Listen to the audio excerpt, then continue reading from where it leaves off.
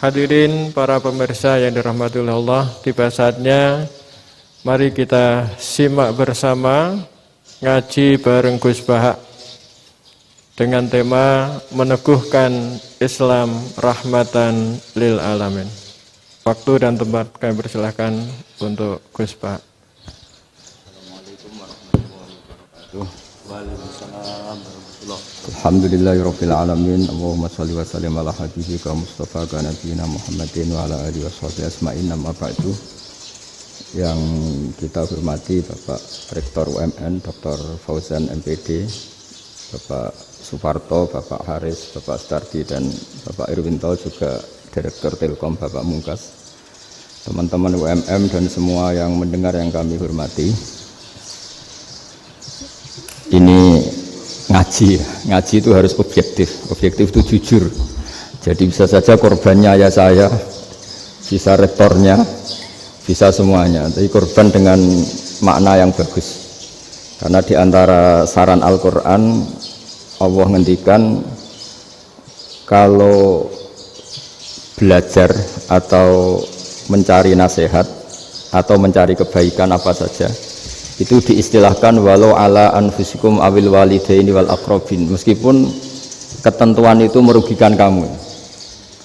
Jadi ketentuan apapun yang merugikan kita harus tetap kaji meskipun itu tidak menguntungkan kita. Karena banyak problem, mulai dulu sebenarnya problem itu orang yang wakam da'in yadda'i annahu da'a ilallah tapi hakikatnya yad'u ila nafsi. Jadi banyak da'i yang mengklaim dirinya mengajak ke Allah dan Rasul tapi sebetulnya hakikatnya mengajak ke kelompoknya sendiri. Saya ini termasuk kiai yang masih orisinil. Artinya orisinil gini, suatu saat atau kapan saja saya kok sudah tidak laku jadi kiai, asal Islam jalan tetap senang, karena nggak penting yang populer saya apa enggak itu tidak penting, yang penting agama ini tetap jalan. Sama, negara ini harus jalan siapapun presidennya. Ya, ini penting saya utarakan karena perbedaan antara nafsu dan komitmen beragama itu tipis sekali. Sehingga dulu pernah ada cerita, ini bukti keadilan Rasulullah SAW. Pernah suatu saat Nabi itu ngaji seperti ini. Terus ada pemuda dengan cueknya ngelewati masjid yang sedang dipakai Nabi ngaji. Singkat cerita semuanya ngomel ya, bergumam. Celaka betul pemuda itu, ada Nabi ngaji kok tidak ikut ya. Tapi Nabi secara besar hati ngendikan, ini ada di beberapa kitab di Fadhailul Kasbi, keutamaan kerja. Kata Nabi, pemuda itu mau mencangkul di lahannya. Jika dia mencari nafkah untuk keluarganya, untuk kebaikannya, maka itu bagian dari ajaranku. Jadi Nabi berbesar hati bahwa kerja seperti itu bagian dari ajarannya. Jadi tidak harus datang ke majelis ngaji. Dan bisa saja yang sedang hadir itu ya orang yang hindari istrinya minta belanja, dari ngaji terus benar dituntut belanja kan gitu. Mungkin anak-anak UMM yang kesini daripada tengok-tengok yang Malang bosen jalan-jalan ke Rembang gitu. Nah, jadi nggak mesti benar juga niatnya gitu. Jadi ya sama itu. Jadi kalau di dunia kiai yang masih orisinil itu nafsu itu benar-benar dilatih. Maka masyhur dalam cerita ada orang perang sama Ali radhiyallahu anhu. Ketika perang ini sangat semangat, tapi ketika orang itu meludahi dan Sayyidina Ali ini tersinggung karena diludahi, Sayyidina Ali langsung angkat tangan, sudah perangnya nggak usah diteruskan karena saya marah sama kamu sekarang demi nafsu karena kamu meludahi saya, padahal saya tadi motifnya demi Allah dan Rasul. Jadi sangat tipis bedanya kita emosi karena diri kita dan emosi karena Allah dan Rasul. Sehingga ketika diludahin ini terus beliau mikir jangan-jangan perang saya karena saya diludahin. Nah, yang hilang dari peradaban modern adalah Allah itu tidak begitu hadir di hati kita. Saya sering cerita di mana-mana, teks hadis itu sebenarnya berbunyi gini, ini hadis sahih. Mangka na yu'minu billahi wal yaumil akhir fal yukrim jarohu. Ada yang fal yukrim jarohu doifahu Ada yang fal yakul khairan aw liyasmut. Siapa yang iman dengan Allah dan Rasul maka harus memuliakan tetangganya, memuliakan tamunya. Dulu itu ada seorang ulama dipanggil anak muda, dibully terus sekarang. Wahai kiai, datang ke rumah saya. Datang kiai itu. Setelah sampai ke rumah orang itu, silakan kiai kembali ke rumahnya. Saya tidak butuh kiai. Kiai itu dengan riang kembali. Setelah di rumah dipanggil lagi. Pak Yai, silakan datang ke rumah saya. Datang lagi. Ya senyum-senyum kiainya santai. Wah, nggak jadi butuh Pak Yai. Silakan kembali lagi. Sampai 3 kali. Oh itu kalau rektor digitukan marah itu. Dosen marah. Kiainya santai. Santai, senyum-senyum, rileks. Ketika ditanya, kenapa Pak Yai tidak tersinggung? Jawabannya unik. Anak muda, saya ini senang sekali nuruti perintah Allah, disuruh menghormati tetangga. Sehingga ketika Anda manggil, ya saya datang. Ketika Anda nyuruh pulang, ya saya pulang. Saya senang sekali nyenangkan tonggo. Dan itu perintah Allah, jadi tidak ada hubungannya dengan kamu. Wah, pemudanya nangis minta dimaafin. Kalau kita kan enggak, kita ini dosen, kiai, mungkin kita doktor, mungkin kita profesor. Tapi kita ini sering didikte oleh orang bodoh. Kalau orang bodoh itu jengkel, lo kita ya jengkel. Lo kamu jengkel, dijengkelkan orang bodoh itu namanya terdikte. Itu bodoh apa pinter? Wah itu tidak pinter sama sekali. Kalau betul-betul kamu pinter, hanya bisa didikte oleh Allah Subhanahu wa Ta'ala. Jadi antara hukum Allah apa? Wa ahsin man asa'a ilaika, berbuatlah baik sama orang yang berbuat buruk sama Anda. Itu dikteannya Allah. Kalau dikteannya orang-orang bodoh kayak dimangkel ben mangkel, terus kamu mangkel. Itu bodoh apa pinter? Nah, problem kita kekinian adalah wong pinter wong bodoh itu podo-podo bisa didikte oleh sekelilingnya. Terus karuan wataknya perempuan seperti itu, wataknya anak-anak seperti itu, kita didikte. Anak-anak jengkelin kita mangkel, berarti kita didikte oleh orang bodoh. Makanya agama itu unik, kadang ngendikan wa ahsin man asa'a ilaika, kadang wasil man qata'aka, sambunglah orang yang memutus kamu. Karena dengan demikian kita hanya didikte oleh Allah Subhanahu wa Ta'ala, bukan didikte oleh hukum sosial. Cara Jawane nak ngapiki tangga sing apik akeh tunggale. Berbuat baik sama yang berbuat baik pada kita itu, mbok orang fasik ya seperti itu, maling ya seperti itu, sama. Tapi kalau berbuat baik sama orang yang berbuat jelek sama kamu itu baru luar biasa. Dan memang teksnya hadis wa ahsin man asa'a ilaika, berbuat baiklah sama orang berbuat buruk sama kamu. Jadi nggak boleh orang didikte. Makanya ngaji di sini diantaranya saya akan cerita dalam sebuah hadis sahih, dalam hadis hasan yang diriwayatkan Imam Tirmizi, ada kalimat dari Rasulullah SAW. Dawe Nabi, la takunu imma'atan taquluna in ahsanan nasu ahsanna wa in zalamu zalamna walakin watti'u anfusakum in ahsanan nasu an tuhsinu wa in asa'u alla tazlimu. Kamu jangan jadi orang yang mudah diombang-ambingkan oleh orang sekeliling kamu, yaitu kamu mengatakan jika orang baik ke saya akan baik, jika orang buruk ke saya juga akan membalas buruk. Itu namanya Anda didikte. Tapi berkomitmenlah kamu akan berbuat baik meskipun orang lain berbuat buruk. Nah sekarang logika sosialnya begini, kalau di Indonesia itu ada 1000 kiai, ada 1000 profesor yang ingin membenahi Indonesia, rata-rata orang awam itu semau gue, terus mereka mendikte kita, perilakunya nggak simpatik, perilakunya jengkelin, terus 1000 profesor ini ikut jengkel, itu kira-kira jadi solusi apa goblok bareng? Sama 1000 kiai ini ikut jengkel, ini jadi solusi apa goblok bareng? Goblok bareng. Nah problem sekarang kita ini biasa didikte orang bodoh. Nah makanya ciri khas orang muslim itu kata Nabi, mangkana yu'minu billahi wal yaumil akhir. Jadi baik tetangga karena perintahnya Allah dan Rasul. Pentingnya apa? Bedanya karena berbuat baik ini perintahnya Allah, mbok tonggo rapik lah kita tetap apik karena perintahnya Allah dan Rasul. Begitu juga dengan hubungan dengan istri, dengan anak. Mbok bojomu lagi cerewet lah ya tetap apik. Karena dengan cara itu kita hanya tunduk kepada Allah dan Rasul. Tapi kalau kamu, istri saya kalau baik ya saya baik, kalau enggak ya enggak. Berarti Anda didikte oleh perilakunya dia. Itu latihan, ya kalau dalam bahasa pondok, latihan jadi wali itu yang paling berat itu. Nabi itu kalau sama orang munafik itu sabarnya Masya Allah. Padahal Nabi perso kalau orang itu orang munafik. Karena dengan cara seperti itu, bahwa kebaikan Nabi pada seseorang itu atas perintahnya Allah dan Rasul, bukan atas nama servis. Kalau Nabi hanya baik kepada Abu Bakar, itu mungkin orang bilang, wis adune wong Abu Bakar baik sama Nabi. Tapi kalau Nabi baik sama orang munafik, Abdullah bin Ubay bin Salul, itu kalau nggak perintahnya Allah dan Rasul itu nggak bisa. Nah ini cobalah berlatih seperti itu, sehingga kita tidak mudah didikte. Ya saya ulang lagi, nggak mudah apa? Didikte. Maka di antara kebaikan Allah dan Rasul adalah bahkan orang dolim saja diberi jatah rahmat. Makanya tadi seperti mukadimah yang dibaca Pak Haris tadi, agama ini rahmatan lil alamin. Orang yang dolim saja dapat jatah apa? Rahmat, apalagi yang soleh. Nah kemudian yang perlu dicatat, kenapa kita menjadi enjoy dengan Islam? Islam itu adalah agama yang tidak didikte oleh materi. Jadi kalau Anda ingin makan enak, mungkin kalau pikiran kebanyakan orang, anak-anak muda yang milenial, yang gaul, ingin makan enak ya makan yang disukai. Misalnya sate atau bakso Malang atau apalah. Kalau orang-orang yang jadi wali gak gitu cara berpikir. Ini yang masih orisinil.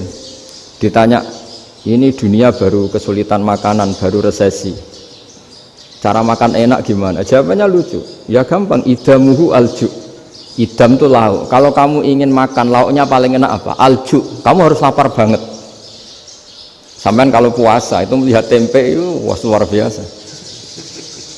Tapi kalau kamu nggak puasa, air putih itu nggak menantang.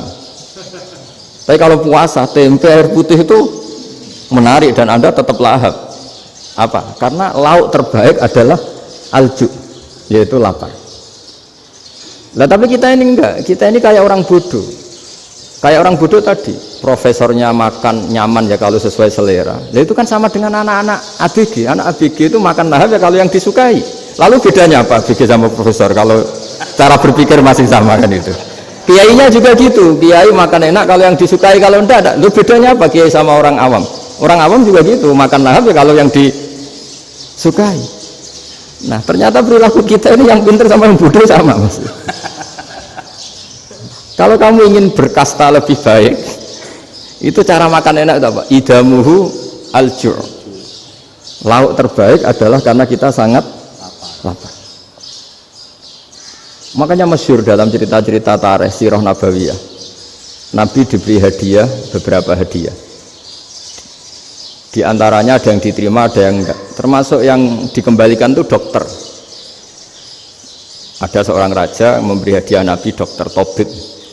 Itu sama Nabi dikembalikan. Karena dokter ini sudah lama kumpul Nabi itu nggak pernah sakit. Akhirnya dokter ini putus asa, ini nggak perlu diobatin. Ketika ditanya, kenapa ya Rasulullah engkau tidak pernah sakit? Karena kita ini kaum, kita ini komunitas masyarakat yang tidak akan makan kecuali lapar. Dan kalau sudah makan berhenti sebelum kenyang. Jadi sederhana sekali pengobatan zaman Nabi. Sebagian besar penyakit itu pasti disebabkan kita ceroboh dalam hal makan. Sudah ngerti kalau durian masalah, kalau makan durian enggak kehitung gitu, apalagi kalau gratisan itu berapa banyak itu. Pola tidur juga gitu kata Nabi, dan kita tidak tidur kalau tidak sangat ngantuk. Nah itu namanya orang-orang soleh yang sudah tidak didikte materi. Kalau yang didikte materi kan bisa tidur nyenyak kalau kasurnya enak, AC gini-gini. Sebenarnya enggak, tidur enak itu ya kalau sangat ngantuk. Mbok di gudang, mbok di bis, kalau sangat ngantuk ya semuanya ya enak. Sama, mbok lapar, mbok hanya tempe, tapi kalau sangat lapar itu ya enak. Nah ini ilmu yang mulai hilang, ilmu-ilmu yang mulai hilang. Nah, cara ibadah juga gitu. Kita ini kan, saya ini punya bapak kiai, mbah kiai, punya guru yang sangat alim ya seorang kiai Kiai Maimun. Itu dulu kita pengkaji ilmu, itu tidak pernah tahu bedanya NU dan Muhammadiyah. Karena dulu Mbah Darwis itu, Kiai Dahlan itu, dulu ngajinya bersama Mbah Hashim ketika di Indonesia yang ngaji Mbah Soleh Darat. Mbah Soleh Darat itu dulu ngajinya sama buyut saya ke-6, namanya Mbah Soleh Asnawi di Kudus. Mbah Soleh Darat itu dulu alim-alimnya orang Jawa ya Mbah Soleh Darat, Soleh bin Umar. Tempatnya di Semarang, tapi beliau itu sebenarnya orang Jepara yang dekat Kudus. Setelah di Mekah, Mbah Hashim ini mondoknya ya, mulazimnya ke Syekh Mahfud Termas. tapi sesekali ke Syekh Khotib Minangkabau. Nah yang Mbah Ahmad Dahlan lebih sering ke Syekh Khotib Minangkabau, sesekali ke Mbah Mahfud. Singkat cerita, karena Syekh Khotib Minangkabau sudah modern ya, terlibat organisasi dunia. Pas itu beliau pengagum Muhammad Abduh, pengagum Rasyid Ridho, sehingga bawaannya Mbah Dahlan itu lebih pergerakan karena beliau lebih mengidolakan Syekh Khotib. Nah Syekh Khotib sendiri sebenarnya orang Minangkabau. Jadi beliau namanya Muhammad saja sebenarnya. Jadi menantunya orang Arab. Oh itu dicibir mertuanya ini karena punya mantu orang Jawa, orang ndak Arab.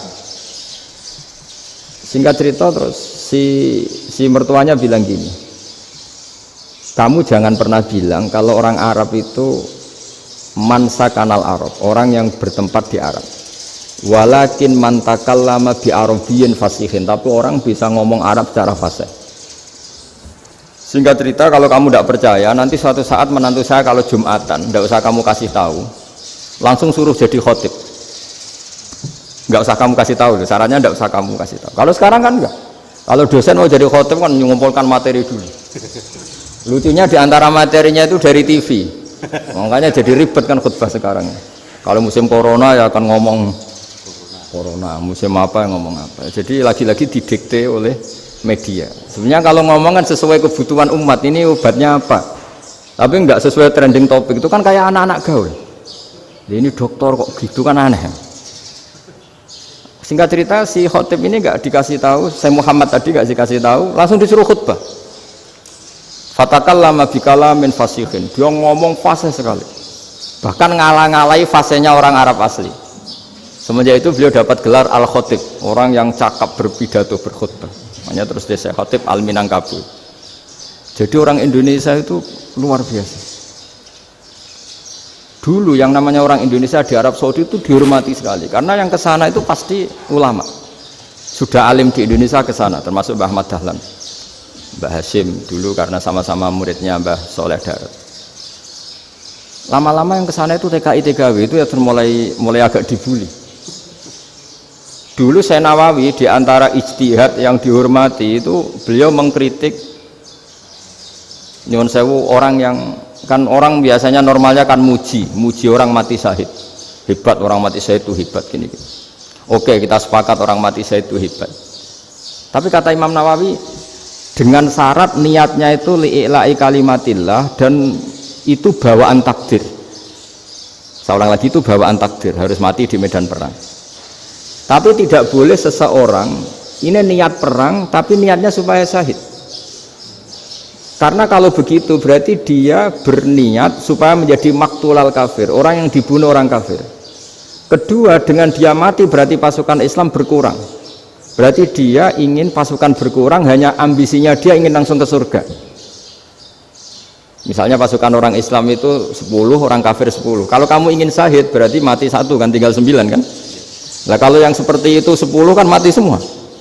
Gara-gara ingin syahid akhirnya perangi rapati tenanan, benang mati, benang mlebu swarga. Kata Syekh Nawawi, ya enggak. Kalau kamu perang sama orang kafir ya niat menang. Dengan niat menang ini kamu ingin li'ila'i kalimatillah. Tapi kalau kamu ingin syahid berarti kamu menuruti keinginan nafsu kamu yang cepat masuk surga. Itu orang Arab kagumnya bukan main. Karena di mana-mana orang itu dinilai dari niatnya. Paham ini ya? Tapi perang loh ya, dalam kondisi perang, bukan teroris. Perang itu artinya orang kafir yang ingin bunuh kita, itu perang namanya apa? Perang.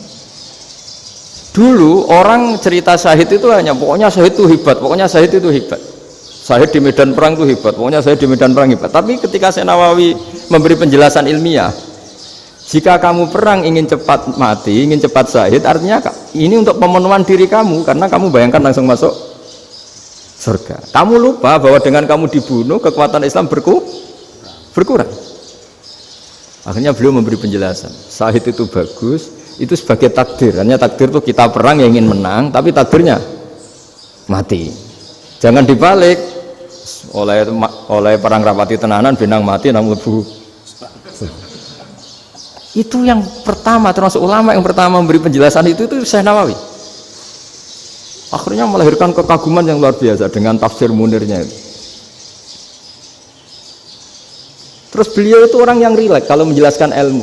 Ini ya juga guru-gurunya Mbah Hasyim, Mbah Guru sama Mbah Hasyim sama Mbah Ahmad Dahlan Syekh Nawawi.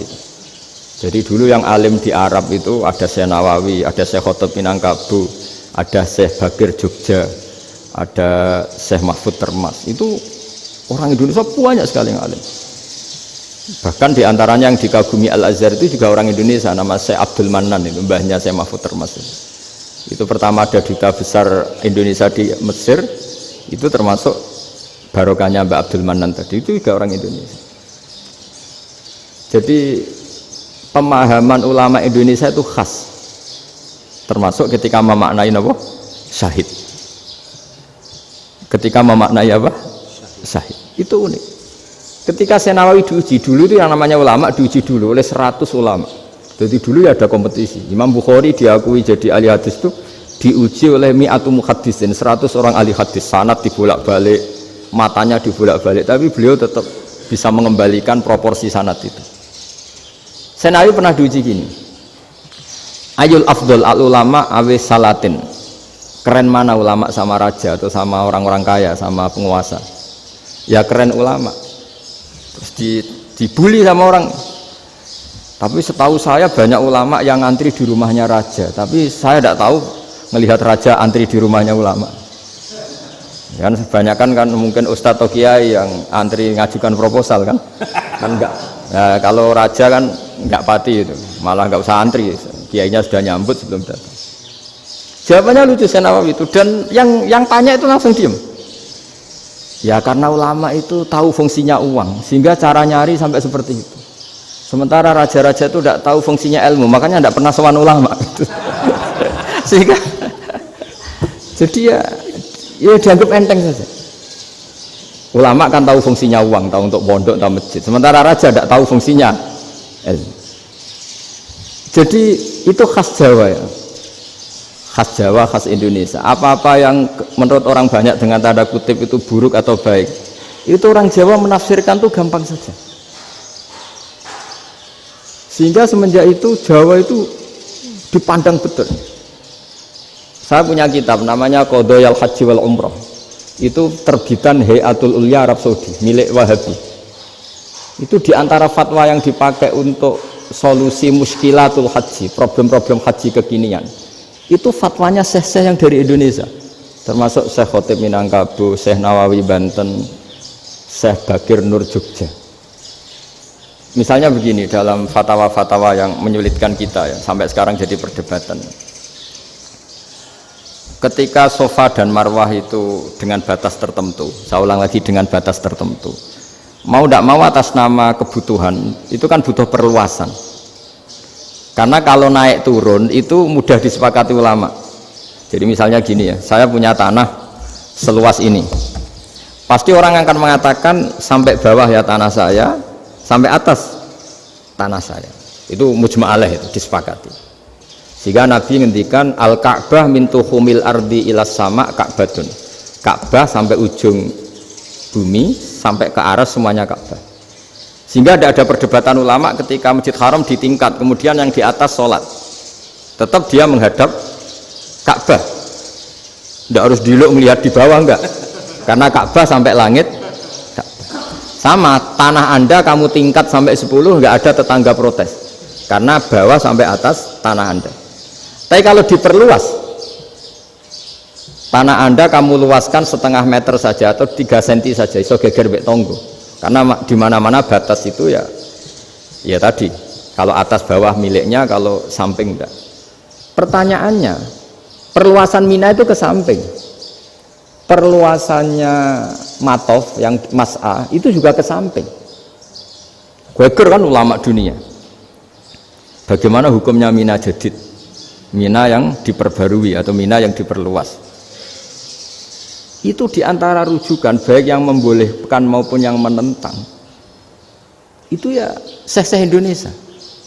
Itu orisinal tuh. Saya punya kitab orisinal terbitan Hayatul Ulya, kira-kira ya kemenaknya Arab Saudi kalau di Indonesia itu yang dirujuk dawuh Syekh Nawawi, dawuh Syekh Khotib Minangkabau. Karena apa? Ada logika khas Jawa. Misalnya begini, Meskipun saya tidak perlu fatwa Mina jadid sah apa enggak, memang jadi perkhilafan ulama. Misalnya kampung ini dinamai Mina. Pertanyaannya gini, tanah yang di samping ini bisa milik Anda apa enggak? Ya bisa Gus kalau dibeli atau dihibahkan. Berarti tanah di samping Anda menjadi milik Anda karena ada proses pengambil alian lewat beli maupun hibah. Nah masalahnya ini negara itu berhak menganeksasi atau memasukkan ini sebagai Mina. Itu ulama Jawa kalau ditanya alasannya apa? Fa innal muttasila bis hukmu dzalika syai'. Karena yang gantet, yang mutasil itu bisa dihukumi seperti sesuatu itu. Jadi kalau ini Mina, ya yang gantet Mina ini ya bisa dikatakan Mina. Beda dengan membuat Mina Malang Mina, wah itu tidak bisa, tidak mutasil kan? Itu enteng sekali ulama Jawa. Satu ya tentu karena kebutuhan, tapi asal masih al-muttasilu bihi, yang masih tanah yang masih mutasil dengan. Nah, ketika perluasan mas'ah antara sofa dan marwah kan misalnya ini batas luasnya sofa, ini batas luasnya marwah. Lalu atas nama kebutuhan, sofa marwah itu sampai sini. Sampai agak meluas ke sini. Itu geger Arab Saudi. Wah, ini gimana? Padahal tawaf itu harus antara gunung Sofa dan gunung Marwah, sa'i itu ya. Tapi kalau istilah Quran memang tawaf sama-sama. Makanya apa? Inna Sofa al Marwata min sya'airillah faman hajjal baita wa i'tamara fala junaha alaihi ayyat tawafa. Nah, jadi kalau istilah sa'i di Quran itu masih tawaf. Karena harus ada, kalau bisa lah, bukan harus. Kalau bisa memang harus ada unsur muternya. Kita kalau sa'i kan dari sini Sofa sampai sini Marwah, terus kan agak muter ke sini. Nah, kan agak membentuk lingkar, nah, makanya Quran tetap mengistilahkan apa? Tawaf. Jadi bukan sini ke sini terus sini ke sini kan enggak, tapi sini sampai sini terus muter kan, terus sini. Jadi antara setar dan selama ini prakteknya kan gitu ya. Sofa ngambil sini, terus ke sini, terus agak muter.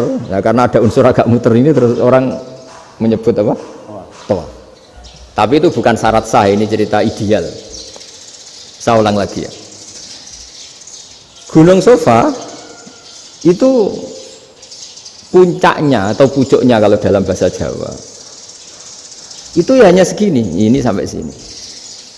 Nah, kelompok Islam yang fikih keras nggak boleh diperluas karena Allah memilih tempat ini itu spesial, jadi nggak boleh ke yang lain. Tapi ketika kebutuhan mendesak, mau tidak mau harus diperluas. Itu jawabnya Kiai Jawa lucu. Gunung sing ketok iku sing dhuwure tok. Sikilane luwih ombo. Jadi karena kan gunung kan bentuknya gini. Nah, sofa yang kecil itu yang atasnya, tapi sikilannya sini kakinya lebih luas. Jadi boleh perluasan asal tidak melebihi kakinya. Ya dihitung ya lebih luas. Jadi Kiai Jawa itu kayak wong delok gunung Penanggungan, kayak gunung Arjuna. Di mana-mana puncak gunung itu lebih kecil timbang kakinya. Artinya diperluas ini bukan berarti tidak di sofa dan tidak di, itu khas Kiai Jawa. Jadi jangan kira orang Jawa itu tidak hebat sekali. Termasuk perkembangan hotel di Arab Saudi. Itu dulu sebelum ada hotel, buyut saya kelima atau keenam dulu haji, namanya Badur Rahman. Itu kalau mau ingin apa ya, menghindari terik matahari itu masuk gua. Itu masuk gua itu hanya separuh badan, kakinya di luar. Jadi jangan bayangkan kalau gua di Indonesia kayak gua Akbar di Tuban orang bisa masuk jalan-jalan, enggak. Gua di Arab itu kayak cepitan batu, tidak sampai masuk. Sehingga kepalanya dimasukkan, kakinya masih kena matahari, saking panasnya Arab Saudi. Sehingga dalam bayangan hijrah ketika Nabi bersembunyi di gua apa? Sur. Itu kata Abu Bakar, kalau orang kafir melihat kakinya pasti melihat kita karena nggak bisa masuk penuh. Jadi orang tuh mau dempes tok. Sehingga ya kira-kira luasnya gua paling segini. Makanya guyonannya kiai-kiai itu untung nggak kayak gua Indonesia. Kalau kayak gua Indonesia laba-labanya capek karena luas sekali. Jadi jangan bayangkan gua Arab tuh kayak gua Indonesia. Makanya bayangannya andai kan orang tuh melihat ke bawah pasti melihat kita karena orangnya nggak bisa masuk penuh, nggak bisa masuk 100%. Ya kayak cepitan batu lah mirip. Itu kan mirip Gunung Uhud. Gunung Uhud kata Rasulullah, nanti kalau kamu perang itu di atas, menang atau kalah di atas. Musuh biar di bawah. Dengan di atas kamu bisa manah. Jangan bayangkan kayak Gunung Merapi, kayak Gunung Penanggungan. Lah kalau Gunung Penanggungan manah ke bawah yang leyang kan. Jadi gunung di Arab itu kayak bukit. Ya sampean pernah kan ke Uhud itu ya sama ini aja tinggi ini kan. Lah ini yang mulai ada mis, makanya nerjemah itu susah di Indonesia. Karena jabal itu udah harus tinggi. Kalau tinggi nggak bisa manah dari atas ke bawah kan nggak ngefek kan. Sampai kalau ke Uhud gunungnya kan pendek sekali sehingga yang manah dari atas ke bawah ya kalau kena musuh ya celaka karena memang dekat. Ya kalau gunung Indonesia manah dari atas ke bawah yang keleyang nggak ngefek. Nah itu susahnya nerjemah bahasa Arab ke kita. Jadi apa ya, transkrip itu nggak gampang karena ada pengertian yang beda. Kita kalau bilang gunung itu tinggi sekali sampai banyak mahasiswa tersesat ya saking tingginya. Kalau orang naik Uhud nggak akan tersesat, wong ketok dari bawah itu. Nah ini pentingnya ngaji ya. Jadi akhirnya ulama-ulama Indonesia itu dipakai rujukan. Jadi mulai Mbah Hasyim, Mbah Ahmad Dahlan sampai era buyut-buyut itu masih orang alim. Lama-lama yang di Indonesia ini orang-orang yang bodoh. Sehingga orang Jawa kalau ke sana dibully, ya Jawa tak kulul khaya. Orang Jawa itu penggaweannya itu mangan ulo, makan ular. Karena belut itu kalau di kamus itu persis ular. Dulu itu kan kamus tidak full color. Gara-gara gak full color, gambar belut sama ular itu sama. Belut itu belut sama ular kalau nggak full color gambarnya sama apa enggak? Sama. Terus orang Jawa itu kan masih banyak yang makan bajing itu apa? Ketupai itu. Bajing kalau digambar tidak full color sama dengan tikus. Gambar yang tidak warna. Hitam putih. Sehingga kita ini dibully pemakan tikus dan pemakan ular. Karena belut itu persis ular kalau digambar yang tidak full color. Sampai datang Syekhona Khalil, datang ulama ngarang kitab ya judulnya Al-Belut karena nggak terima bangsanya dinyek makan apa? Ular. Terus dikarang wal belut hayawanun bakhriyun, terus ya isu fi kadza wa kadza, itu beda dengan al-hayyah, itu diterangkan mulai bisa nerima. Terus sistem hotel juga gitu. Sampai tanyakan dalam sejarah dulu orang Sedayu ada namanya Syekh Mukhtar. Syekh Mukhtar bukan bikin rumah besar yang siapapun orang Indonesia haji itu nempat di sana. Nah ini yang menginspirasi akhirnya ada hotel. Dulu Syekh Mukhtar hanya menyediakan untuk hujat-hujat Indonesia. Lama-lama jadi hotel. Nggak mau saya mau cerita. Kata Mbah Mun sering cerita. Kenapa wa ma arsalnaka illa rahmatal lil alamin, kata Mbah Mun, Allah itu pasti bikin ulama yang tidak produk Arab itu pasti ada. Kalau orang Arab jadi ulama wajar, bahasanya Arab, domisilinya di Arab. Tapi Allah akan selalu bikin ulama yang tidak bangsa Arab. Imam Ghazali itu Tus itu Persia. Imam Bukhari itu kira-kira kalau sekarang ikut Uzbek. Ya. Imam Bukhari itu kalau negara sekarang ikut mana? Uzbek. Kenapa demikian kata Mbah Mun? Karena Allah sudah ngendikan wama arsalnaka illa kafatal linnas. Manusia semua ini kena khitabnya Islam. Kalau tidak ada ulama yang dari berbagai negara, kesannya Islam itu hanya milik orang Arab Saudi. Makanya Allah selalu bikin ulama-ulama yang bahkan tidak Arab. Termasuk Imamul Muhaddisin, yaitu Imam Bukhari, itu orang Uzbek, orang Rusia lah kalau sekarang, ikut Uni Soviet dulu. Imam Ghazali itu orang Persia. Syekh Nawawi itu orang Banten. Karena Allah ingin memaklumatkan bahwa Islam ini untuk semua, sehingga orang yang tidak Arab pun bisa belajar Islam, yang alimnya itu nggak kalah sama orang apa? Arab. Makanya ini PR ya. Kalau Gus Dah Ploso nanti ngendikan suatu saat orang belajar Islam itu bahkan orang Arab pun bisa belajar ke Indonesia. Kalau orang Indonesia bisa alim betul kayak dulu. Sekarang banyak liga antar ulama. itu orang Indonesia pasti masuk. Ulama-ulama top dunia itu pasti orang Indonesia banyak yang masuk. Karena tadi ketika orang Indonesia baca kitab, itu orang Arab itu kagum, kok bisa tidak bahasanya baca secara benar. Bukan sekedar bisa baca secara benar. Karena memang dilatih sedemikian rupa di pondok-pondok. Makanya kita semua lah, yang alim di Indonesia itu kemana-mana ya pasti alim. Dulu putra Mbah Mun namanya Gus Zofur itu tahun pertama ya sudah the best di tahun pertama. Kalau tahun pertama the best-nya ilmunya bawaan dari sarang, dari keluarganya. Gus Najib mondok di Said Muhammad tahun pertama sudah dipuji sebagai yang teralim karena ya sanggup. Kalau dipujinya tahun ketiga, tahun keempat kan mungkin dapat dari sana. Ini tahun pertama. Saya ulang lagi tahun pertama. Karena pengajaran di Indonesia itu luar biasa di pondok-pondok. Makanya kalau dalam anekdot pondok itu cerita-cerita lucu itu. Ada orang Jakarta ngaji, setelah di kelas itu pelengahan terus. Melihat jendela, lihat pintu terus. Lama-lama gurunya marah. Kamu diajarin kok enggak punya sopan. Melihat pintu terus enggak memperhatikan guru ya. Anak Betawinya jawabnya lucu. Habis Pak Guru bohong ya. Kenapa ya? Kamu Pak Guru bilang Ja'a Zaidun, Zaid datang. Tak lihat enggak ada yang datang. Setelah itu contoh nasab kan ro'a itu Zaidan. Saya melihat Zaid, saya enggak melihat Zaid. Contoh ketiga yang jer kan maror tu Zaidin. Saya berjalan ketemu Zaid. Pak Guru diam di situ enggak jalan-jalan. Jadi saking detailnya Indonesia dia jari. Kalau rofa Ja'a Zaidun. Kalau nasab ro'a itu Zaidan, kalau jar marortu bizaidin. Nah si murid Betawi ini karena pertama sekolah, ngiranya gurunya itu cerita Zaid datang, makanya dia lihat pintu terus, mana katanya datang kok enggak datang-datang.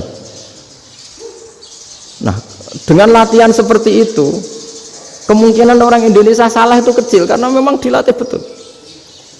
Saya ulang lagi karena memang dilatih betul. Sehingga ketika orang Indonesia ini yang cerita seorang wartawan, ini kisah nyata. Kalau ini tidak anekdot, kisah nyata. Ada wartawan internasional ngeliput Ramlah itu di Gaza, di Palestina. Wartawan Indonesia ini hanya bisa bahasa Inggris. Dijak ngomong bahasa Arab. Terus dia bilang saya tidak bisa. Saya tidak bisa, saya bisanya ngomong Inggris. Tapi apa yang terjadi setelah sholat? Si Indonesia ini jadi imam pakai sholat jariyah lagi, baca bismillah benar, bismillahi jar karena mudhof ilaih. Terus ketika iktidal ya benar, Rabbana lakal hamdu mil'us samawati wa mil ardi benar. Ketika tahiyat ya benar, at-tahiyatul mubarakatus sholawat. Sama orang Arab ini diambungi. Orang Arab kalau senang orang itu dicium. Kamu tawaduk, sebenarnya kamu itu ahli bahasa Arab. Karena orang Indonesia sekali sholat itu nggak ada yang salah, meskipun benarnya karena hafalan, tapi bagi yang ahli nahwu itu hebat. Misalnya kita kalau ngapalkan kan bismillahi, bismijar karena ba, Allahi jar karena mudhof ilaih, ar-rahmani jar karena sifat, ar-rahimi karena sifat, alhamdu rofa karena mubtada, lillahi jar karena ada huruf jarli, robbi jar karena sifat. Sebetulnya tidak karena pinter, tapi karena hafalan. Tapi orang Indonesia hebatnya itu benar terus. Rabbana lakal hamdu, ya kan, alhamdu rofa, terus mil'us samawati ya rofa karena sifat. Sehingga terus orang Indonesia kalau sholat di Timur Tengah itu dipuji karena makhrajnya ya benar, rofa nasabnya juga benar. Nah itu di negara lain tidak ada nggak Indonesia. Orang Cina itu sering bikin marah orang-orang Arab karena kalau dongo itu nggak fasih kayak orang Indonesia. Orang Indonesia kalau dongo ya Allahumma tohir qalbi. Orang Cina ini yang jadi guyon di Arab, Allahumma tahir kalbi gitu. Itu kan bedanya aja loh. Itu orang Arab pertama membiarin, lama-lama kalbun entak gitu, maksudnya asu-asumu gitu. Karena dia bilangnya qaf itu kaf.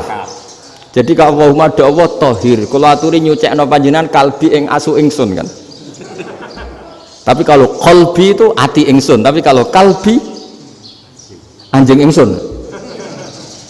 Bedanya qaf sama kaf. Ana arah-arah kelbon entak. Asu-asumu maksudnya kan. Tapi padahal orang Cina itu bareng dilihat tagnya ya pakai qaf. Orang Indonesia enggak, mulai kecil dilatih sak fase-fase. Sampai ya sulit betul latihan Fatihah itu. Kalau di Kudus malah sampai 3 bulan Fatihah. Sampai at-tahiyyatu, kurang lagi, kurang bersih. At-tahiyyat sampai gitu. Sampai ada cerita itu orang dipanggil maftuhin itu enggak melengak, harus maftuhin. Baru melengak. Tapi barokahnya itu orang Indonesia kalau dongo memang benar-benar Allahumma tahhir qalbi. Ya Allah sucikan hati kami, bukan tahhir kalbi. Karena sekali jadi kaf itu maknanya anjing saya. Ya Allah sucikan anjing. Jadi ini orang Indonesia. Jadi kata Mbah Mun, dawe Mbah Mun, illa kafatal linnas, bahwa agama ini milik semuanya. Itu diantara bukti Allah menghendaki atau mendesain Islam seperti ini, orang yang belajar di Indonesia itu pengetahuannya Islam, pengetahuannya tentang Islam itu tidak kalah sama yang belajar di Al-Azhar, sama yang belajar di Arab Saudi. Makanya ini PR-nya UMM, PR-nya IAIN, PR-nya UIN. Bisa enggak sealim mereka dalam bahasa Arab? Nah, bahasa Arabnya mau man anta, ana zaidun. Jangan sampai, karena kita di sana ini kadang dibully. Orang Arab tuh kalau bully kita, sampai tak kasih cerita. Itu ngawurnya Masya Allah. Kata dia, ada anak orang Indonesia haji. Si anaknya orang Indonesia yang dijotos sama anaknya orang Arab. Dijotos, dipukul. Singkat cerita terus si orang Indonesia nggak terima, anaknya yang orang Arab dipukul. Yang balas bapaknya. Orang Arab tanya, lima ada dorobta ibni, kenapa kamu mukul anak saya? Itu orang Indonesia bahasa, wah aku jahat. Jadi hanya bilang gitu. Artinya anak saya dihadai maka tak ada. Arabnya gitu. Anak saya dipukul maka saya balas mukul. Itu orang Arab mantuk-mantuk, oh gitu. Paham? Suatu saat ada orang Indonesia itu sama orang Arab itu dilus-lus itu ya digini-giniin. Karena dia latihan bahasa Indonesia, latihan bahasa Arabnya itu masih mufrodat. Jadi kalau mengartikan yadun itu tangan, saro itu jalan. Jadi kalau jalan ya saro-saro. Roksun itu kepala, ana itu ingsun. Jadi karena dia nggak ngerti penggunaannya, itu bahasa Arabnya itu yadun anta. Jadi bukan yaduka tapi yadun anta, berarti tangan kamu. Saro-saro itu jalan-jalan. Ala roksi ana yang atasnya sirah ingsun. Jadi mestinya yang benar kan yaduka saro ala roksi atau gitu. Tapi enggak dipotong-potong. Yadun tangan kan, anta kamu, berarti tangan kamu. Saro-saro jalan-jalan. Roksun itu sirah, anak ingsun. Jadi di atas kepala saya. Orang Arab tertawa-tawa. Tapi paham? Maksudnya seperti itu. Jadi kita ini dibully di Arab itu Masya Allah. Jadi akhirnya lahirlah ulama-ulama tadi yang saya sebut tadi. Bahkan pernah lama sekali ulama Indonesia itu jadi master di Arab Saudi, yaitu Senawi Banten. Itu kalau orang sana bilang itu Sayyidu Ulama Il-Hijaz, top-topnya ulama Mekah Madinah. Padahal beliau orang Indonesia dan dimakamkan di Ma'la itu dekat makamnya Sayyidah Khadijah karena sangat dihormati. Nah, di antara sebab dihormati adalah ketika orang memahami syahid, maknanya pokoknya maktulal kafir. Syahid itu adalah orang yang kalau perang itu mati di medan perang. Itu Imam Nawawi merinci secara detail. Kalau dia perang supaya tujuannya mati syahid cepat ke surga, berarti dia nuruti hadzun nafsi, ingin cepat ke surga. Tapi dia lupa bahwa dia dengan terbunuh pasukan Islam berkurang kekuatannya. Maka syarat perang yang benar adalah ya ingin menang. Di mana-mana perang ya lillahi kalimatillah, supaya kalimat Allah itu menang, jangan ingin kalah. Soal dia mati takdir, tapi jangan ingin mati. Wah, itu terus dikagumi. Ternyata memang, oh iya ya, kalau pasukan Islam 10, kafir 10, kita ingin syahid, berarti Ya kalau orang ingin syahid kan terus mungkin perangnya tidak hati-hati, main ngawur saja terus kalah mati. Sudah kalon 1 kan, terkurangi 1 kan. Nah kalau semuanya 10 punya niat gitu, nah itu Syekh Nawawi. Syekh Nawawi itu orang yang begitu gampang nerangkan Quran. Bahkan ketika orang Arab kesulitan ngartikan famathaluhu kamathalil kalbi intahmil alaihi yalhas atau tatrubuna yalhas. Orang tomak itu ibarat kayak anjing. Anjing itu kamu kasih makan ya tetap melet, menjulur-julurkan lidahnya, kamu ndak ya ndak. Imam Nawawi ditanya, "Ma wajhusibi?" Lalu wajah tasbihnya di mana? Beliau menjawab, "Fit tomak." Jadi anjing punya 2 sifat yang berlawanan. Di bab ilmu dipuji. Enggak ada hewan yang mudah menerima ilmu kayak apa? Anjing. Sehingga Quran mengistilahkan wa ma 'allamtum minal jawarihi mukallibin. Hewan yang mudah diajari itu oleh Quran dibahasakan sudah menganjing. Karena anjing adalah hewan yang paling mudah apa? Diajarin. Itu diakui oleh Quran wa ma 'allamtum minal jawarihi mukallibin. Tapi dia punya sifat yang sangat buruk sekali, yaitu enggak pernah puas. Makanya ketika Bal'am bin Ba'ura, ada tokoh yang kedonyan ya, itu kalau diistilahkan Quran walakinnahu akhlada ilal ardi wattaba'a hawa famathaluhu kamathalil kalbi intahmil aliyal has atau tatrukhu yalhas. Jadi anjing punya 2 sifat yang berlawanan. Di bab ilmu dipuji karena paling mudah diajarin. Itu saya pernah ke Malaysia, diceritain sama polisi Malaysia. Anjing itu saking cerdasnya itu bisa deteksi CD palsu sama CD bajakan, asli sama bajakan. Itu kan gak kebayang. Kalau narkoba mungkin masih ada bau khusus ya, atau mesiu atau bom masih ada bau khusus. Ini enggak. Anjing itu dilatih ngecek CD yang asli sama yang palsu. Wah itu kebablas itu pinternya itu. Itu harganya itu 1 miliar lebih, paling mahal. Jadi mungkin bisa deteksi ini dosen betul apa abal-abal itu bisa. Itu kiai betul apa kiai pesanan itu mungkin bisa. Itu saya punya kitab namanya Al-Hayawanul Kubro. Itu cerita prestasi-prestasi hewan. Itu yang berkuras-kuras sampai berjilid-jilid. Itu ya cerita anjing. Tidak ada hewan sebaik anjing. Di bab itu ya, di bab sampai ya tadi. Ada anjing yang sangat loyal sama majikannya. Loyalnya Masya Allah, sopannya Masya Allah. Anjing itu mbok lama berbakti sama sampean, nggak mau tidur di ruang tidurnya sampean, dia tetap tidur di luar. Corong Jawa nggak ngelama. Suatu saat si raja ini minum, wisata minum. Pas mau minum diterjang sama anjingnya sampai tumpah. Kecewanya raja ini itu karena selama ini anjingnya sopan sekali. Sekedar ganggu di ruangannya nggak pernah, malah ini mau minum minuman yang disukai diterjang anjingnya tumpah.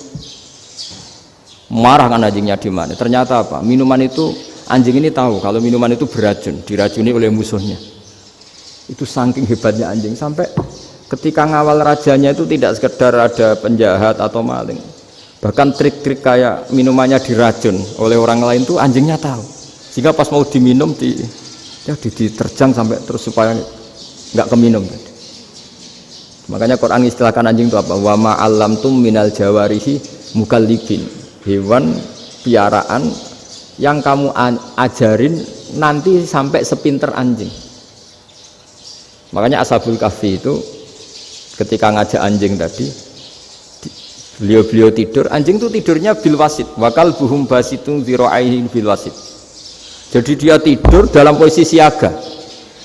Loh coba anjing itu nggak pernah sekolah, karena dia posisi menjaga, tidurnya itu kayak siaga gini, bukan ngorok semadep ke atas terlentang, itu enggak.